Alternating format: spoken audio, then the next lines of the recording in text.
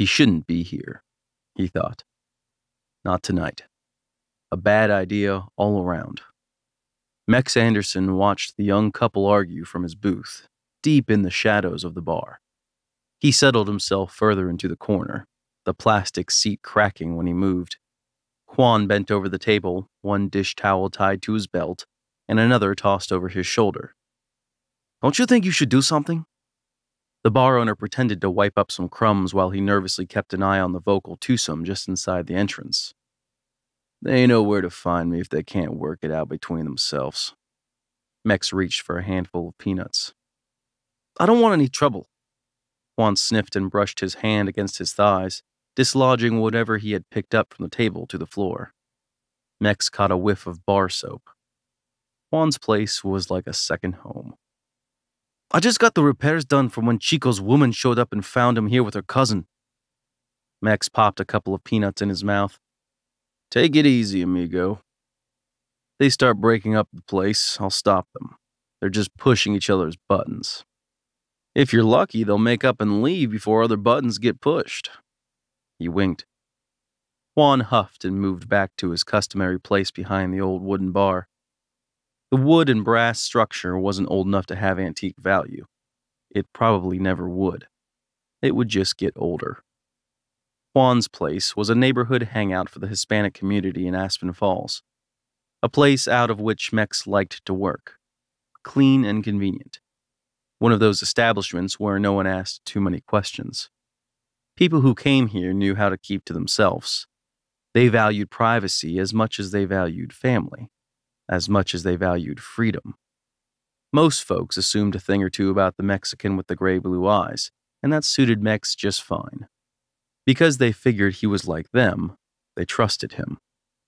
He needed to make a difference, and the anonymity of a bar on the wrong side of town was as good a place to work from as any. If people knew all there was to know about him, he'd lose his edge. They would no longer come to him. The rapid-fire exchange, punctuated with arm gestures and Spanish words even Mex couldn't be sure he'd ever heard, reminded him of some of the passion he and his wife had expressed on more than one occasion in another lifetime, another world. He watched the woman. Dark, vibrant. She created sparks while her male counterpart seemed to create moss-laden bricks. Fire and water. But neither had eyes for anyone or anything else. At a moment in time when they seemed to be about to settle and agree, one or the other would find something else to wail about and they would warm once again to the argument. An argument which, Mex thought, must by this time be about at least 4 different things. To have a relationship where these things mattered. The door opened and the heat flamed by the lovers fled as if it had never existed. Silence loaded with the icy cold of fear took its place in an instant. 2 figures stood in the main room, masked, armed. Their own desperate fear charged the suddenly vacuous air. Mex observed them from his secreted post. Young, male, their skinny and unformed frames shouted physical immaturity. They moved with the awkwardness of adolescent boys who weren't quite comfortable with their bodies. He guessed they weren't local. At least, they weren't kids who lived in the neighborhood. First of all, they would have known about him. That he kept hours in Juan's place. Maybe not regular hours, but potentially obstructive ones at the very least, especially to punks thinking about robbing the place.